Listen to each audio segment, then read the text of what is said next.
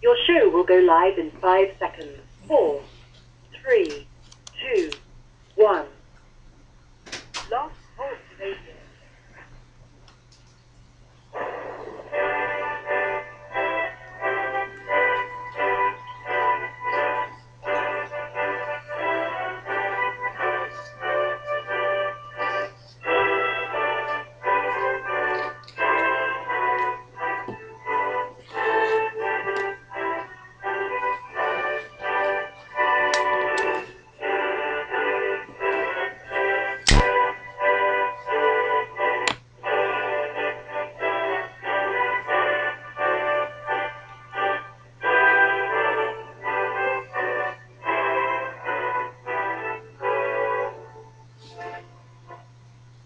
Boa noite, meus amigos. Estamos aqui de volta. Como sempre, começamos invocando a Santíssima Virgem Maria e o Santo Padre Pio de Pietrelcina, para que roguem a Deus que nenhuma injustiça se cometa nesse programa. Eu queria avisar vocês o seguinte, que todas as comunicações com o site www.seminariodefilosofia.org ou com este programa devem ser feitas com cópia para o seguinte e-mail: roxane com x.andrade@gmail.com. Muito obrigado.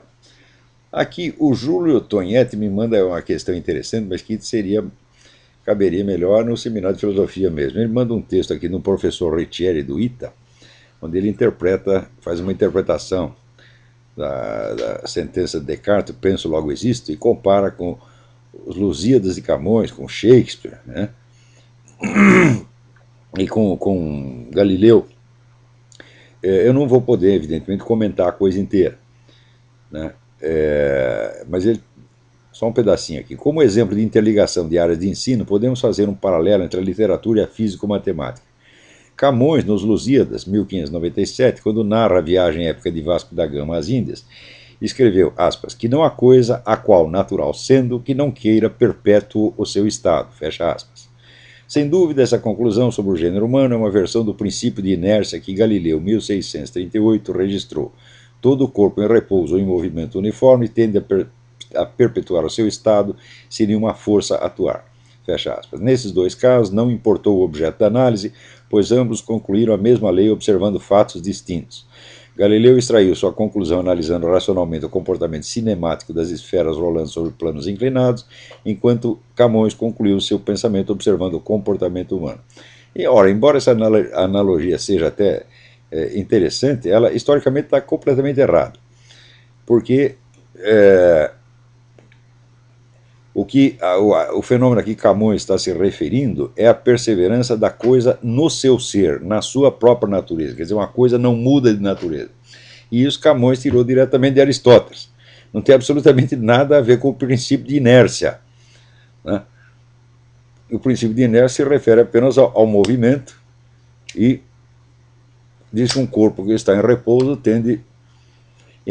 ou em movimento retilíneo uniforme, tende a ficar na mesma posição, sem nenhuma força atuar. Uma coisa realmente não tem nada a ver com a outra. Aliás, o princípio de inércia, ele pressupõe o outro princípio, quer dizer, a perseverança no ser é evidentemente uma condição básica sem a qual a lei do movimento retilíneo uniforme não poderia se verificar. Mas a analogia está muito mal feita aqui, né? Então não precisamos analisar as outras comparações. Infelizmente, a comparação do professor Riccieri não funcionou. Mas passemos a outra coisa mais edificante. O governador do Rio, Sérgio Cabral, fazendo a apologia do aborto, perguntou assim, quem não teve uma namoradinha que teve que abortar? Ora, seu Sérgio Cabral, né? Quem não teve um parente que levou uma propina? né? Quem não teve um parente que deu um desfalque? Né? Quem não teve um parente, um tio, um pai que batia na mulher todos os dias? Né? Ou não precisava bater todos os dias, batia uma vez por semana, uma vez por mês. Né? Então, quem não teve alguém que não na família, alguém que não trapaceou, roubou, mentiu, etc, etc. Todo mundo teve isso, Sérgio Cabral. Né? Então, eis aí o exemplo. Né? Eu não creio que a sua família seja uma exceção. Né? Aliás, o senhor mesmo. Né? Por exemplo, na minha família tem uma coisa que na sua. Não, na minha família falta uma coisa que na sua tem. Por exemplo, eu não me lembro de ninguém na minha família, se prevalecendo um cargo de governador, tentasse atemorizar um menino de 17 anos que foi lhe fazer uma pergunta em público, como aconteceu naquela quadra de esporte no Rio de Janeiro. Chega lá um menino e diz: a quadra de tênis não está funcionando, seu governador. E daí o governador diz: seu palhaço, seu isso, seu aquilo. Né? Humilha um pobre garoto em público, se prevalecendo da sua condição de governador e da presença do presidente da República. Quer dizer que para atemorizar um moleque de 17 anos precisa dois. Né? Dois Sérgio Cabral ou dois Lula. Isso na minha família não tem. Então você não pode dizer quem é que não tem um Sérgio Cabral na família. Ah, não, poucas famílias têm. Graças a Deus, poucas famílias têm um Sérgio Cabral. Um merda como você, Sérgio Cabral, outro merda como esse presidente, poucas famílias têm. Na minha família, que eu saiba, olha, teve gente que trapaceou, teve gente até que roubou. Teve um primo meu que fumava maconha, né? E naquela época a moda era pegar, né, encher a cabeça de maconha, roubar um automóvel, né? Dar umas bandas com o automóvel, pegar as garotas, fazer uma festinha e depois largar o automóvel em qualquer lugar. Fez isso uma vez, duas vezes, três. Na terceira foi parar na cana. Né? Agora, não era um covarde, nunca foi um covarde. E também depois se regenerou, parou com essa porcaria, né? Parou de fumar maconha e nunca mais roubou porra nenhuma. Né? E a gandaia com as garotas continuou, mas por meios lícitos. Agora, gente como você, quer dizer, adulto que sai atemorizando moleque, na minha família não tem, eu garanto pra você, não tem nenhum. Eu nunca vi. Minha família não tem um covarde da sua marca. Agora o pessoal também está. Também o comentário aqui do Reinaldo Azevedo. O Reinaldo Azevedo ficou indignado com o cara. Mas um cara como o Sérgio Cabral, o Reinaldo, você não pode ficar indignado. Indignado é quando uma pessoa se comporta abaixo do nível de dignidade que você espera dela. Paulo, o Sérgio Cabral é um bosta, todo mundo sabe, ninguém espera coisa melhor. Se o Sérgio Cabral fizer um ato de generosidade, de grandeza, de coragem, aí sim, eu posso até ficar bravo com ele, dizer: ô Sérgio Cabral, você me decepcionou. Não é isso?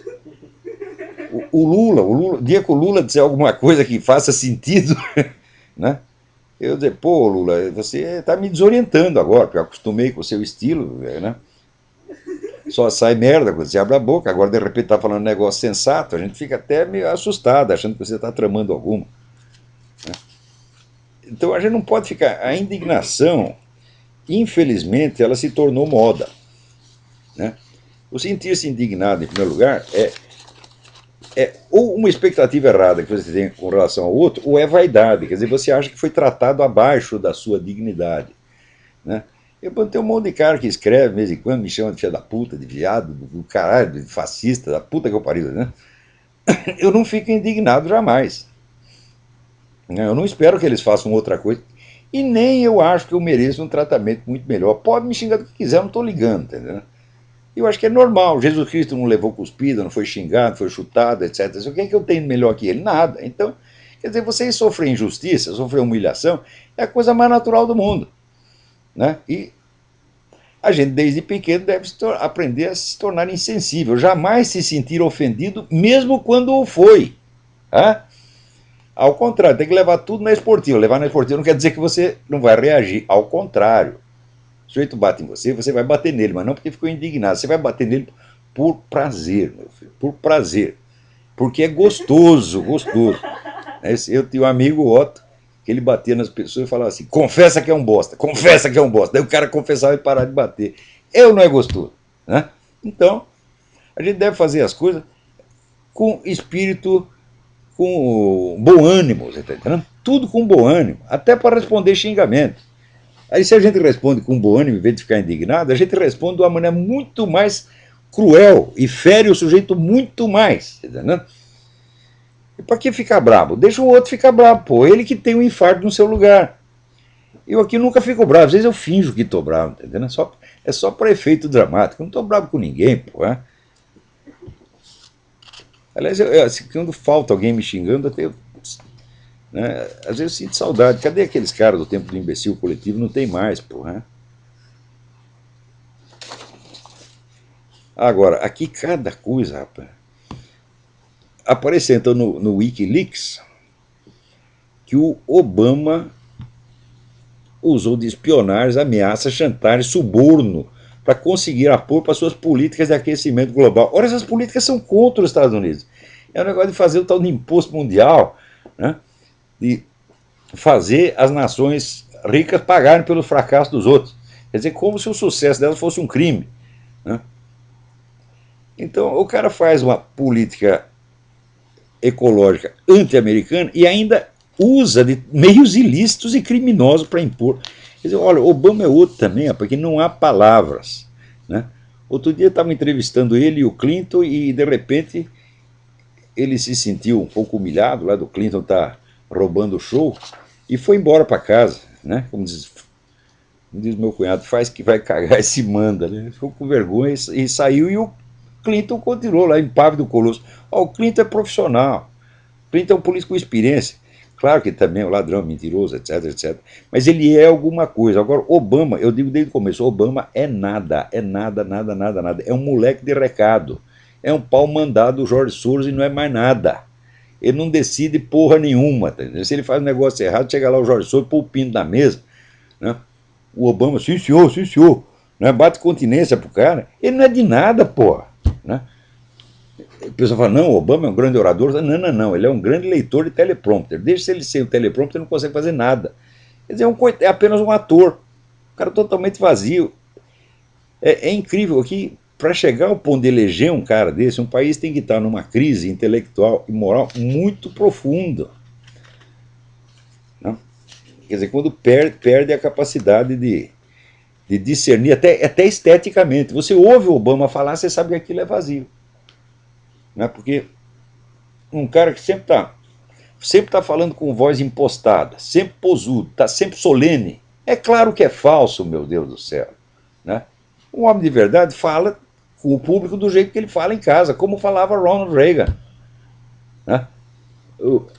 Como fala, Abraham Lincoln, leia os discursos do Abraham Lincoln. O discurso do Abraham Lincoln, metade do discurso era piada. Ele não falava com solenidade, não era impostado. Ele tinha, vamos dizer, a naturalidade, bom humor de quem faz o que acha que é verdadeiro. Agora, o Obama não é que ele está mentindo, o Obama não acha nada, o Obama lê o script que lhe mandam. Agora aqui, olha que negócio. A gente não sabe nem para onde olhar, é tanta merda acontecendo ao mesmo tempo. Olha aqui o que me mandaram. Uma imagem incluída em uma prova para a primeira série do ensino fundamental provocou um escândalo em uma escola municipal de Curitiba. A ilustração com conotação sexual inadequada para crianças será objeto de investigação por parte da Secretaria Municipal de Educação. Na imagem aparecem galinhas com as cloacas arrombadas, sendo alimentadas por um fazendeiro com um órgão sexual imenso embaixo do macacão, com o título de Fazendeiro Solitário. Ora, mas não é o presidente da República que diz que tem saudade do tempo em que os meninos do Nordeste, diz ele, eu não acredito, enrabavam jumentas e cabritas, né? Por que as jumentas e cabritas podem e as galinhas não podem? O que vocês têm contra as galinhas, pô? Né? Então, o direito de ser enrabado é do país inteiro e está sendo exercido e acho que ninguém tem do que se queixar aí. Todo mundo está levando, não é isso? Então, as galinhas também, isso é uma realidade, né? E as criancinhas já devem ser informadas disso, porque depois das galinhas vêm elas.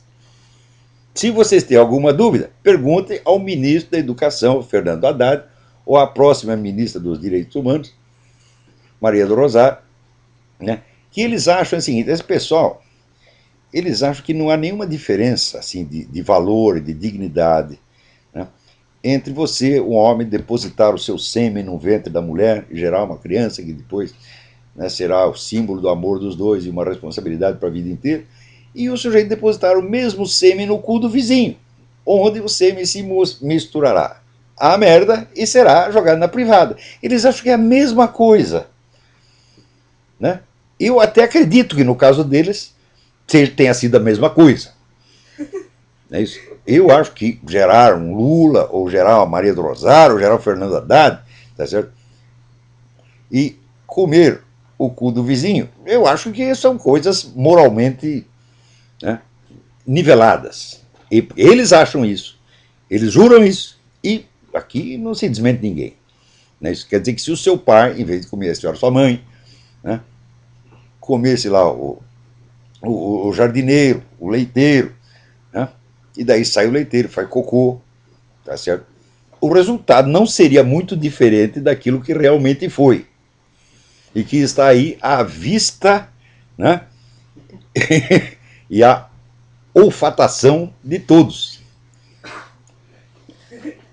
A pessoa que não consegue distinguir essa diferença de valor, ela está gravemente lesada do ponto de vista intelectual e moral. Na mais branda das hipóteses, essa pessoa é imatura. Lula é um sujeito moralmente imaturo, Fernando Haddad é moralmente imaturo, Juca Ferreira, ministro da Cultura, moralmente imaturo, e Maria do Rosário é moralmente imatura. Vocês viram a reação dela ao negócio do Bolsonaro. Ela chega e chama o cara de assassino, de terrorista. Ele responde com um adjetivo muito mais brando, que é vagabunda. É? Não é isso que... Veja a gravidade da coisa. Chamar o senhor de assassino e chamar de vagabundo. Não é isso? Aí a mulher sai chorando. Ai, o que é isso? O que é isso? Quer dizer, ela tem uma reação que mostra que ela não entende o que ela mesma faz. Ela não entendeu a gravidade do que ela falou para o outro e ela exagera a gravidade daquilo que ela ouviu. Quer dizer, é uma autovitimização histérica. Histérica. Esse é um quadro histérico nítido, nítido, nítido, nítido. Imagina, se eu chego no sujeito e dou um tapa nele, ele pega e me vira um palavrão. E daí eu fico indignado. Ah, que coisa horrível, me xingou. É o que essa mulher fez, porra. Note o tipo de gente que vocês estão pondo no governo brasileiro. Vocês estão entregando o destino do país, o destino das nossas crianças, na mão de pessoas imaturas, neuróticas, às vezes psicóticas, gravemente lesadas do ponto de vista intelectual e moral.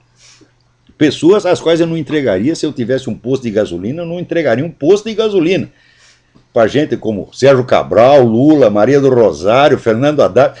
Fernando Haddad, então, é uma vergonha. O homem que não sabe falar cabeçalho, pô, ele fala cabeçalho. O que é isto, porra? É que nem o Emir Sadr, o supremo intelectual do PT, que escreve Getúlio com LH.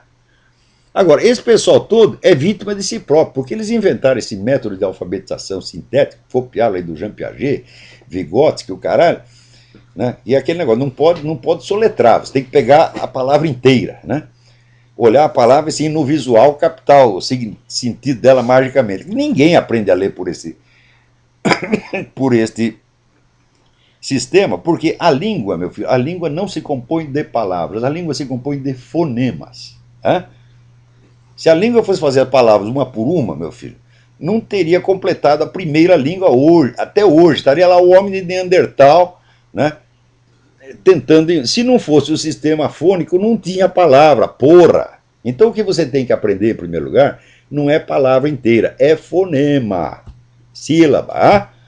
Tá certo? Então, antigamente você aprendia toda a divisão de sílaba, aprendia as letras uma por uma e ia montando a coisa aos poucos. E gradativamente você ia pegando as articulações entre os sons do idioma. Né? Então você tinha, como diz Dante, a gramática é a construção material da linguagem. Então a construção material se constitui eminentemente de sons. Esses sons em si mesmo não fazem sentido algum. Vamos dizer, o sentido é montado em cima do sistema fônico. Tá? Agora, se não pegou o sistema fônico, meu filho, a sua apreensão de sentido será deficiente pelo resto da sua vida.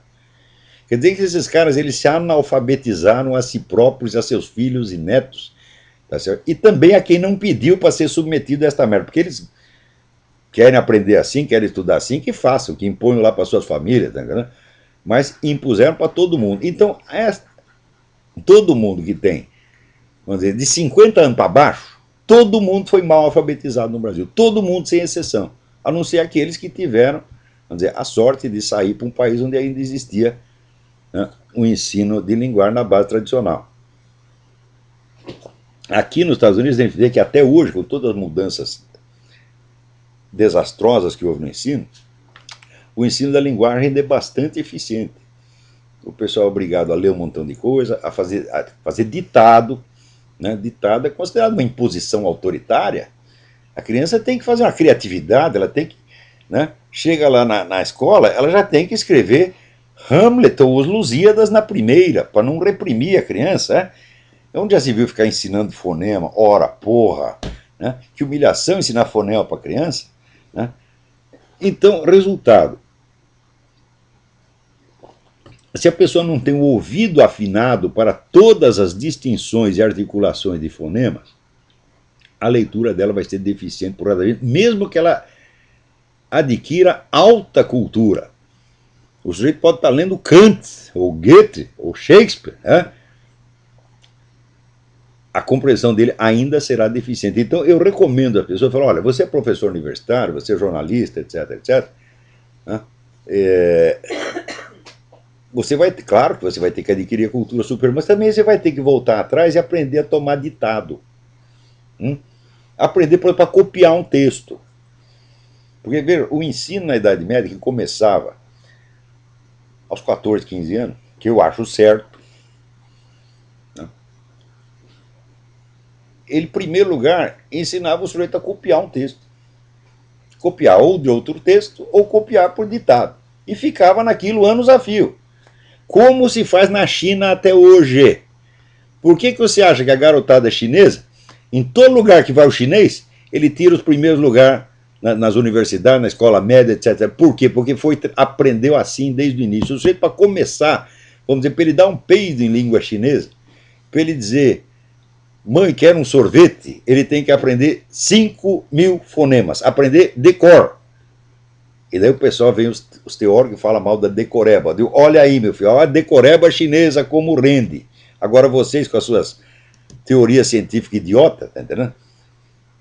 Criado por aqui, Piaget, eu já mostrei que Piaget é um cretino sob vários aspectos, embora não seja cretino sempre, mas comete cretinices assim, imperdoáveis, vamos dizer, imperdoáveis num professor de ginásio, quanto mais num sujeito que pretende ser o educador da humanidade. E como educador, Piaget tem que ser jogado no lado do lixo. Né? É verdade que depois veio o Feuerstein, deu lá uma recalchutada no Piaget, até está funcionando um pouquinho. Mas não se iludam que a mera aquisição de cultura superior vai corrigir deficiências de base que estão na sua apreensão auditiva dos fonemas. Não vai corrigir, você vai ter que voltar lá e aprender tudo. Porque vocês estão que nem um garoto que aprendeu a andar de bicicleta antes de aprender a andar a pé.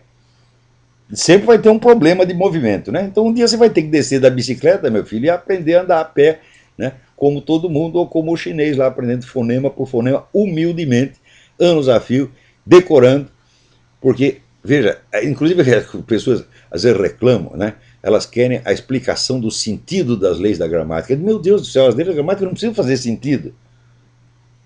Elas são, vamos dizer, são articulações consolidadas pelo costume, pelo geral, ao longo dos tempos. E você tem que decorar isso para você poder entrar no jogo. Então,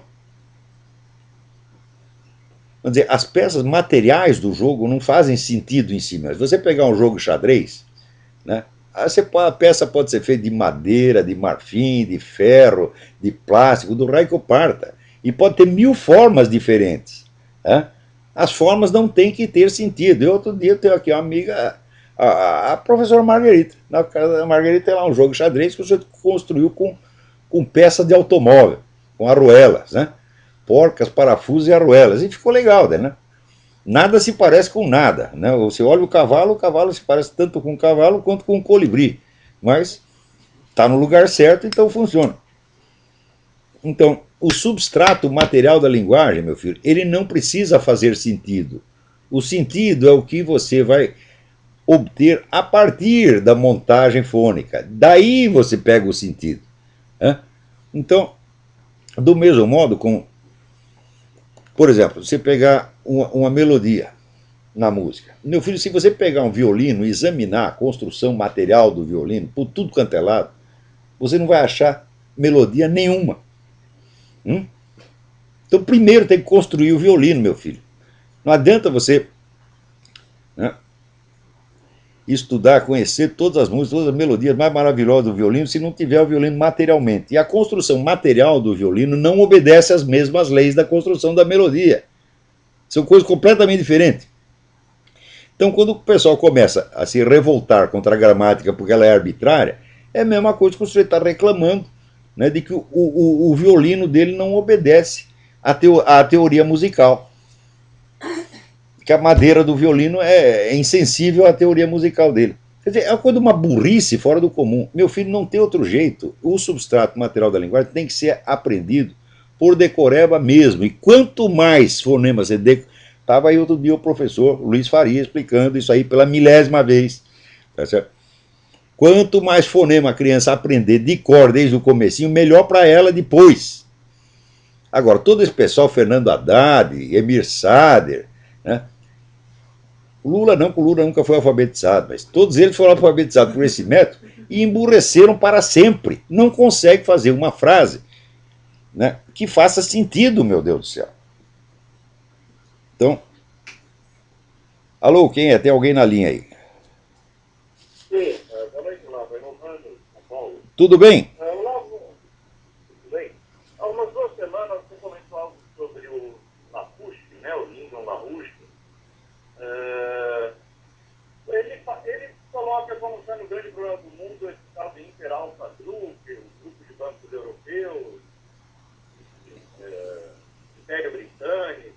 Como você... Olha, ontem mesmo eu fiz uma extensa gravação sobre esse problema de nova ordem mundial, né? Mostrando, entre outras coisas, o seguinte: existem vários esquemas globalistas concorrentes.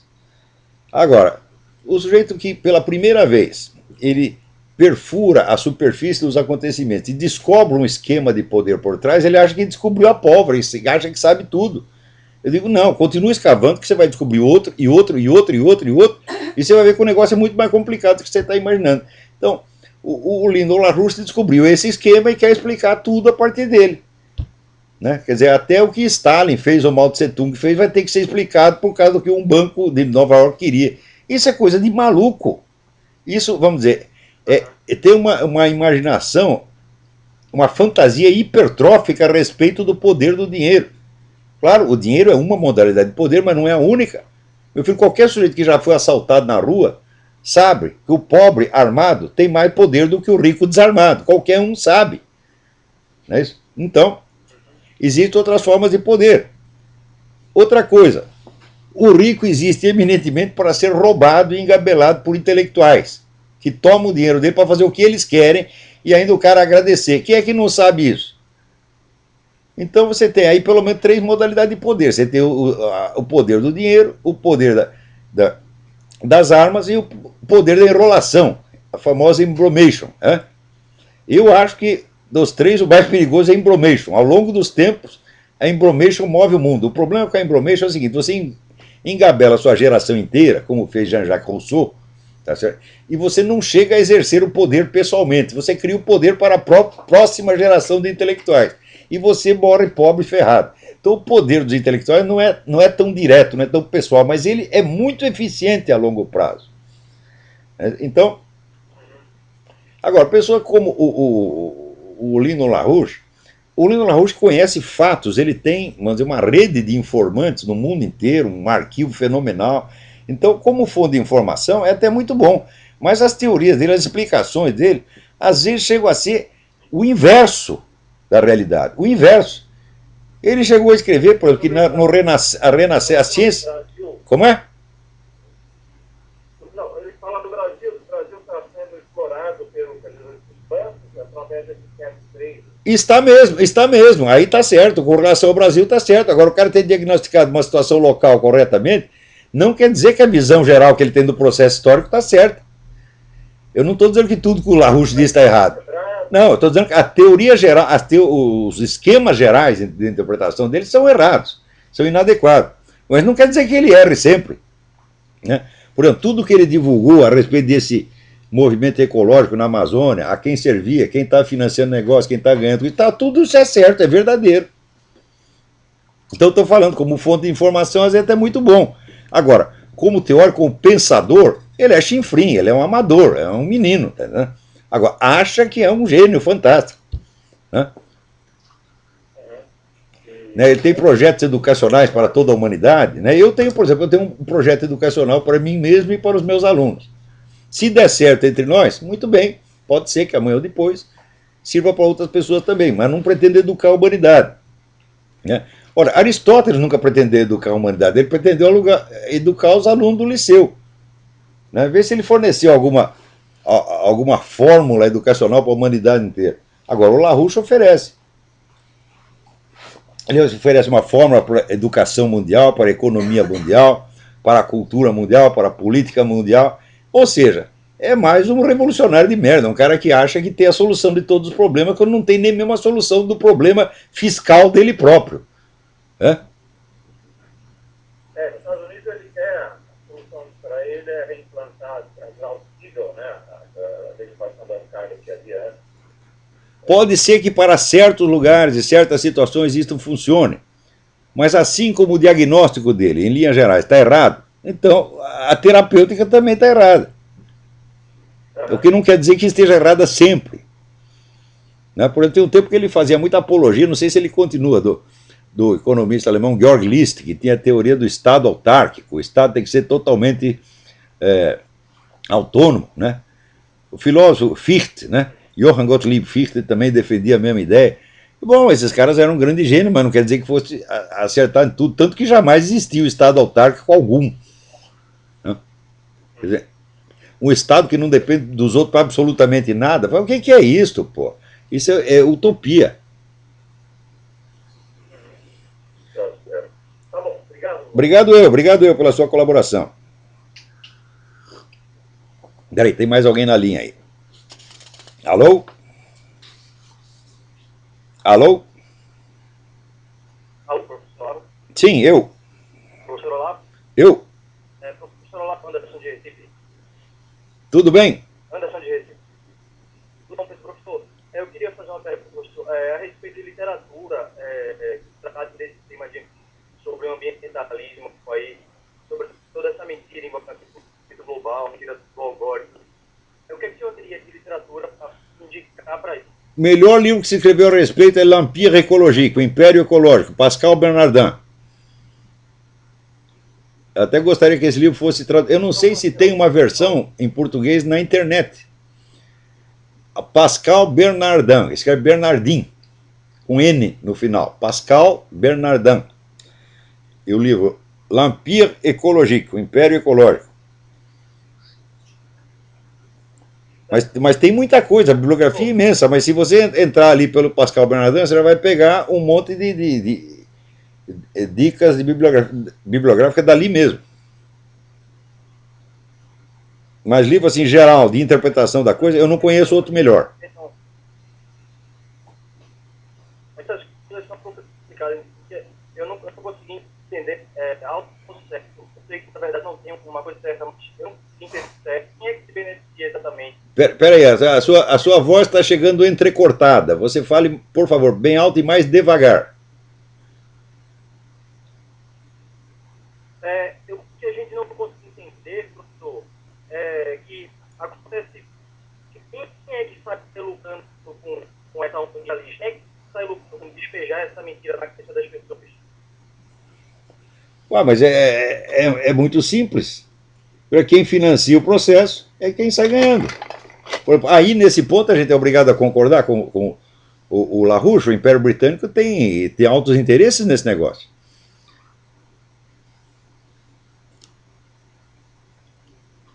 Entendi. Então, professor, até logo. Até logo, obrigado pela colaboração.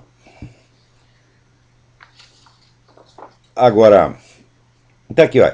Dona Maria do Rosário defende a homoafetividade. Eles não podem falar de homossexualismo porque é pejorativo, né? Agora, heterossexualismo não é pejorativo, né? Agora, por que, né, que...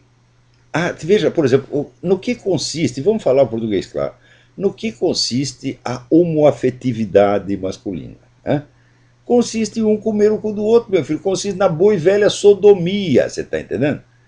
É o coito anal. O ato homossexual só se consuma no coito anal ou no coito oral. Quer dizer, ou você vai dar, ou você vai comer, ou você vai chupar piroca.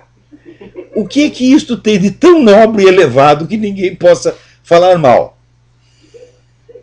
Eu não consigo entender, né? Agora, na verdade, não há o que entender. Porque a distinção que eu estava fazendo no começo, quer dizer, entre um ato que é a própria base da existência humana e o outro que, no máximo, vamos dizer, na mais branda, na mais tolerante das hipóteses, né, deve ser considerado um ato lúdico. Né? Só serve para que serve o sujeito dar o cu? É divertimento. Ele acha que é divertimento. Não serve para mais nada. Não vai gerar um ser humano, não vai fundar uma família, né, que vamos fundar uma família por via anal, meu filho. Nunca ninguém conseguiu. Se você conseguiu, você é prêmio Nobel. Não é isso? Então, veja, o ato sexual entre o homem e a mulher, ele se prolonga na existência ao menos possível de um ser humano. É por isso que a igreja sempre proibiu o ato onde a possibilidade da geração seja cortada. Porque aí não é um ato sexual que se completa. Você veja, quando você vai para a cama com a sua mulher, meu filho, todas as gerações dos antepassados estão lá presentes. E muitas gerações futuras estão lá presentes também. Quer dizer, é um ato que tem uma dimensão cósmica. Agora, meu filho, você comer o cu do outro, dá o cu pro outro, termina ali mesmo, né? Na privada, porra. Não vai passar dali. Se você gosta, bom, muito bem, faça. Eu nunca abri minha boca para falar mal da conduta sexual de quem quer que fosse, porque eu considero que a minha liberdade de não ter opinião a respeito de alguma coisa é um verdadeiro dom divino. Quando as pessoas perguntam assim, o que você acha de quê? E eu posso dizer, não acho nada, ou não sei. Você não imagina como isso é gostoso, né? Se você está aí dando cu, por exemplo, adquire esse outro vício meu, né? Não ter opinião sobre alguma coisa, talvez você até pare. Perdão, não pode. Se o cara começou a dar, ele tem que continuar pelos séculos dos séculos. Se você tentar ajudar o sujeito a parar, mesmo que ele peça, você chega e fala, eu estou cansado disso, não aguento mais. Não, tem que continuar, porque senão a Maria do Rosário veio aí e acusa nós de homofóbico. Não viu o que fizeram com a psicóloga Rosângela Justino? Que excluíram a mulher da profissão? Por quê? Porque o paciente queria deixar de ser homossexual, ela estava ajudando. Agora, se você quiser, eu quero deixar de ser heterossexual, eu estou lá com medo da minha mulher, tá certo? Mas estou cansado disso, sabe? Já faz 50 anos, decidi mudar de ideia. Você gosta de dar o rabo ou comê-lo? Não, não gosto, mas eu quero mudar. Daí o psicólogo é obrigado a ajudar. Agora tive outra ideia, quero fazer outro negócio. Né? Não sei nem se eu gosto, mas quero fazer. Então, é uma coisa de uma arbitrariedade, tá certo? E de uma infantilidade monstruosa. Porque infantilidade é para criança, porra. Agora vem essa mulher com essa coisa de homoafetividade. Como a homoafetividade? Quer dizer, é uma manifestação afetiva. Se for somente afetiva, não haveria homossexualismo nenhum. Só há homossexualismo onde existe ali o coito anal oral entre pessoas do mesmo sexo, senão não há nada. Quer dizer, homoafetividade. Homoafetividade existe entre eu e meu filho Pedro, nem por isso nós vamos pra cama, porra. Né? Entre eu e meu pai, né? Eu, meu tio, eu, meu avô, né? Eu e meus amigos. Agora vou ter que dar para todos eles, ou comer todos eles? Que porra é essa? Para provar que tem homoafetividade? Que brincadeira é essa, mulher? Você não entende nem a palavra que está usando, né? Agora, vocês vejam que essa política homossexualista está sendo imposta contra a vontade expressa da população. A população não quer saber desse negócio de casamento gay, como não quer saber de abortismo. Porém, existem truques administrativos. Se você não consegue aprovar a lei no Congresso, o que você faz? Você faz uma portaria ministerial que torna aquilo obrigatório não por lei, mas por um mero mecanismo administrativo. Como, por exemplo, né, o INPS agora vai reconhecer o casal homoafetivo, né, isso, como unidade familiar. Eu digo, meu filho, não há unidade familiar se não existe a possibilidade teórica da geração. Tanto que a esterilidade ou impotência é motivo de divórcio. A mulher casou, chega nova, vai para a cama, o peru do cidadão não levanta. Ela é obrigada a ficar com o sujeito o resto da vida? Não, ela chega lá, vai no juiz, anula o casamento, vai na igreja, né?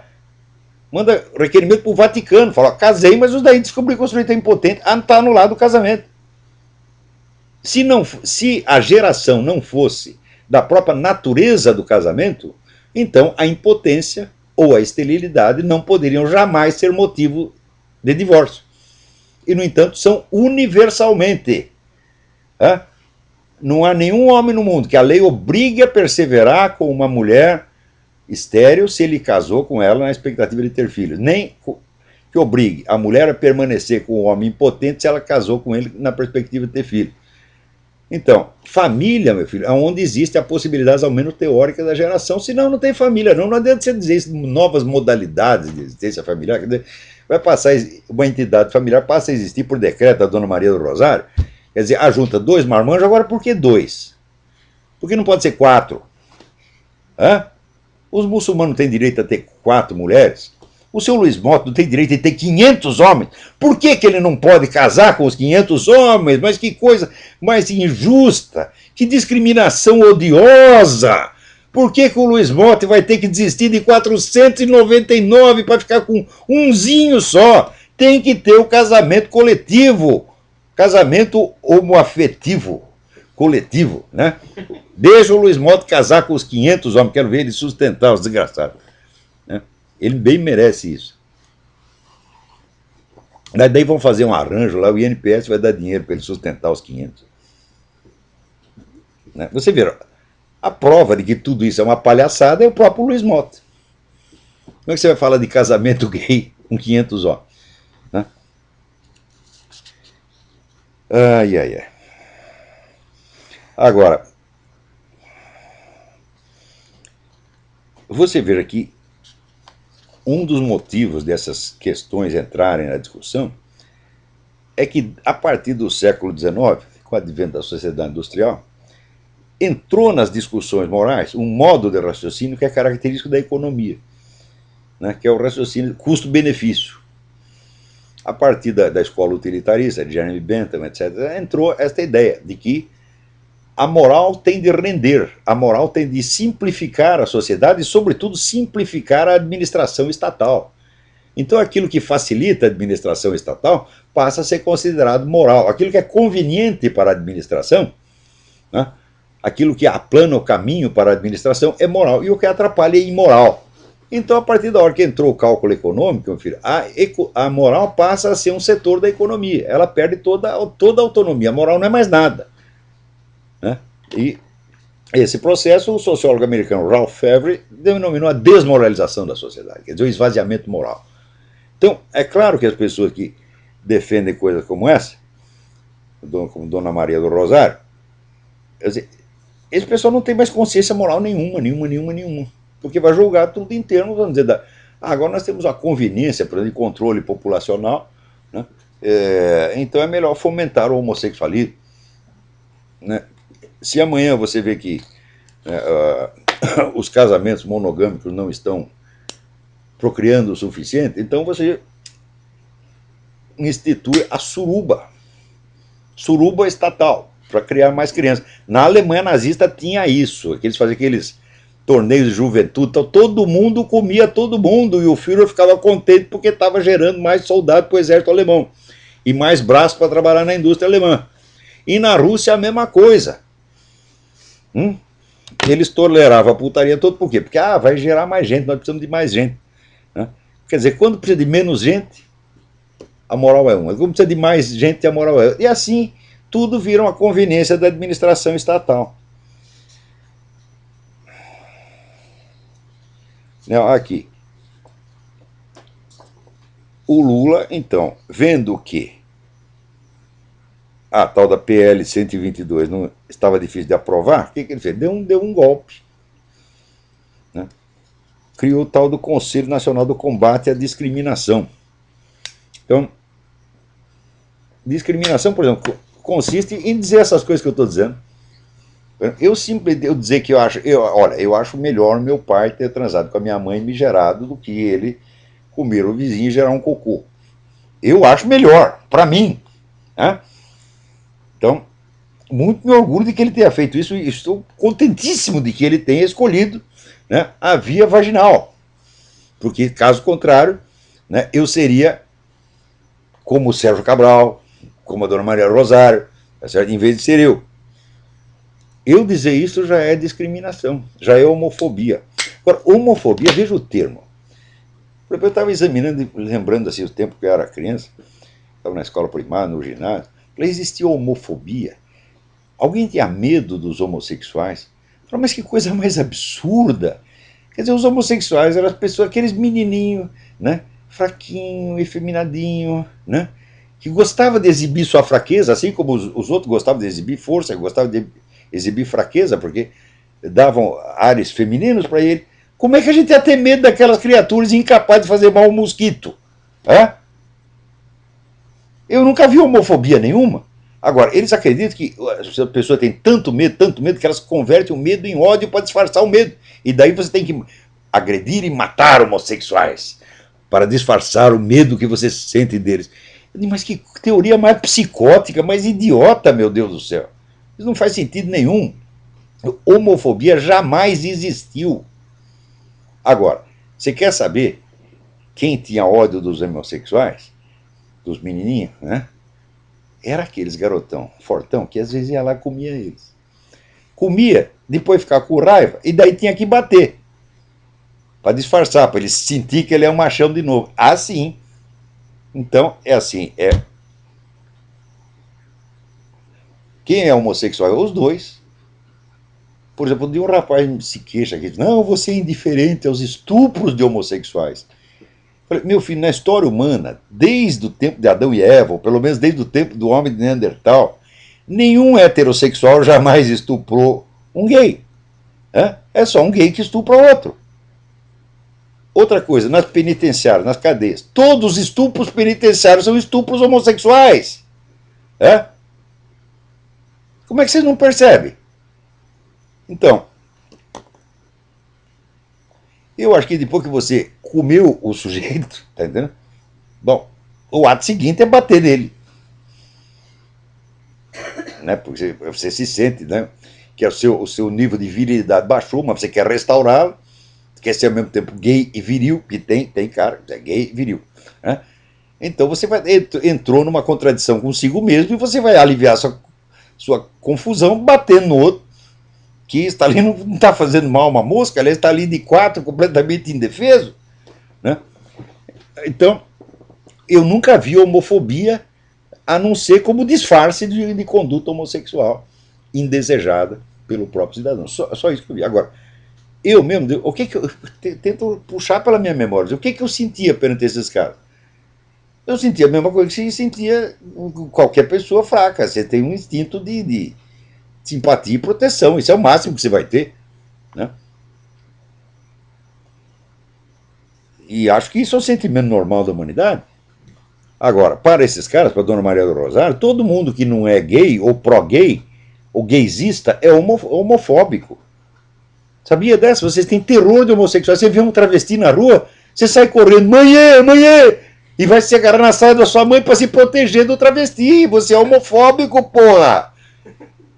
Que é isto, minha gente? As pessoas falam essas coisas e vocês não cospem na cara do desgraçado. Ela vai para casa, rapaz.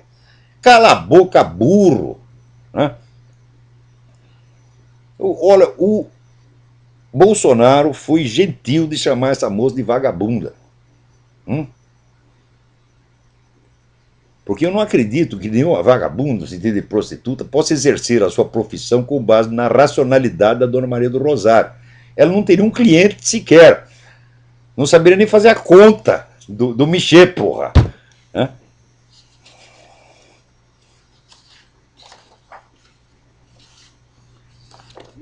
olha aqui.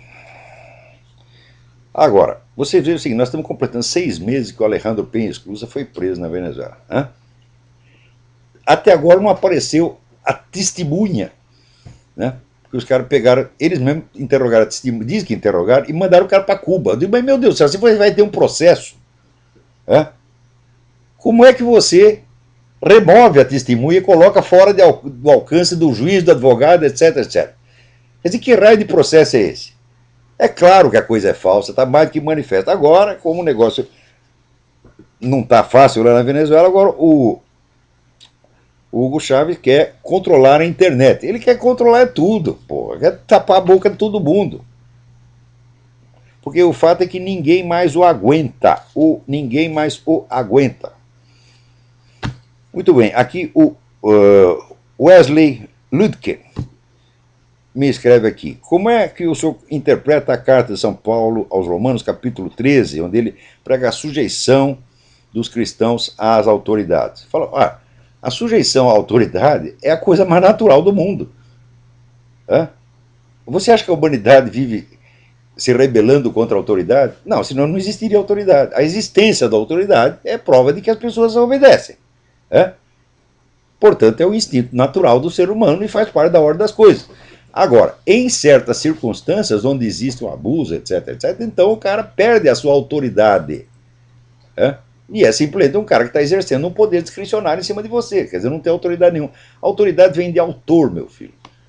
Quer dizer, o sujeito que decidiu e que, portanto, é o autor das suas ações e é responsável por elas. Agora, o seu Lula não é responsável por coisa nenhuma. Quando o que ele faz dá merda, como sempre dá, a única coisa que dá certo no governo dele é a política econômica do governo anterior. Então, daí o que ele disse? Eu não sabia de nada. Então, quer dizer, esse homem não tem autoridade. Então, não se deve obedecer o Lula. Nunca, e nem respeitá-lo. Se ele forçar você a obedecer, meter a polícia no seu encalço, encostar a metralhadora na sua cabeça, daí você obedece por medo. Mas aí não é obediência, você está simplesmente cedendo ao poder para defender a sua vida. Isso é diferente do que diz São Paulo Apóstolo. A autoridade, toda e qualquer autoridade, ela tem que ser respeitada pelo simples fato de que ela existe. Agora, o poder que se impõe sem autoridade não é para ser respeitado nem obedecido de maneira alguma. Não é que autoridade tem Dona Maria do Rosário, Dona Dilma, etc. Não tem autoridade nenhuma, meu Deus do céu. Veja, a eleição não é suficiente para legitimar uma pessoa no seu cargo. É preciso que ela obedeça às leis. Ela não está lá, não é eleita para fazer o que quer. Quando é que vou entender isso aqui? Faz parte, vamos dizer, da autoridade num regime democrático constitucional que o sujeito é eleito para fazer cumprir as leis. Por isso é que diz que ele é um magistrado. Não é isso? Então, a autoridade magisterial. Então, agora, se o camarada vai lá e faz o que ele quer, o Lula foi eleito para montar o mensalão? Não, porra. Então por que você tem que obedecer o cara que está fazendo isso? Ele foi eleito para impor esta política nojenta de proteção à sodomia, de santificação da sodomia, que ninguém vai poder falar mal. Olha, não pode falar mal. Por exemplo, o Dr. Freud acha que o homossexualismo é doença. Nós vamos proibir os livros do Dr. Freud. Dr. Wilhelm Reich diz que o homossexualismo é doença. Aliás, ele é tão comunista que ele acha que só existe homossexualismo no capitalismo. Quando vier o socialismo, todo mundo vai parar de dar o cu. Isso é o que ele diz. Nós vamos proibir o livro do Wilhelm Reich. Carl Jung também diz que é doença. Então nós vamos proibir todos os clássicos da psicanálise. Não é isso? Junto com a Bíblia.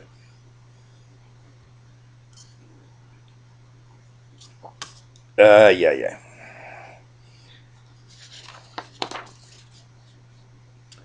Aqui, agora o Ministério da Saúde está lá distribuindo camisinhas a crianças de 10 anos. Presta atenção.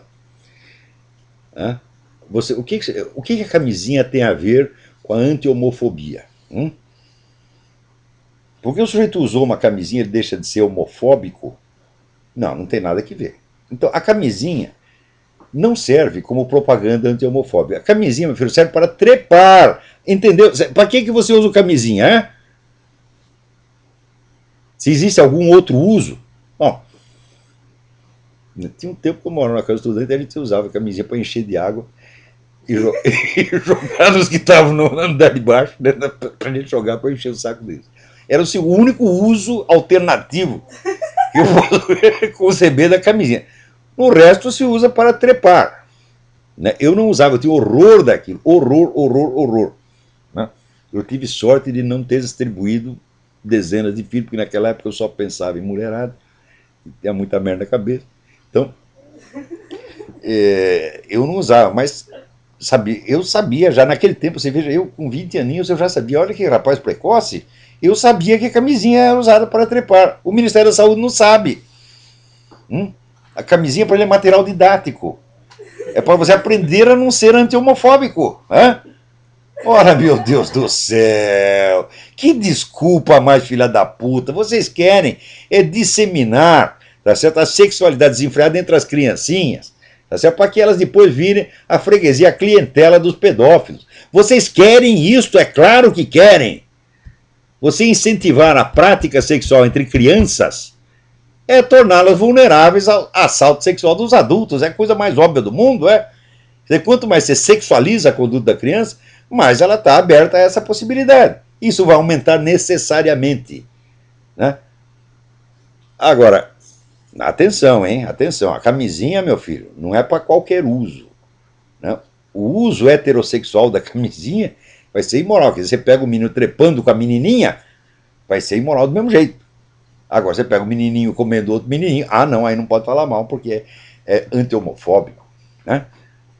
Que esculhambação. Meu Deus, até quando nós vamos continuar obedecendo essas pessoas? Que não têm capacidade para se governar a si mesmas, que não têm o senso do que elas mesmas dizem. Elas dizem uma frase, na frase seguinte elas se desmentem, se contradizem e nem sequer percebem. Não sabe, a dona Dilma não sabe montar uma frase inteira. Ela começa a frase, uma palavra, duas palavras, tira a terceira, já esqueceu a primeira. Né? O Lula não. O Lula na segunda ele já esqueceu.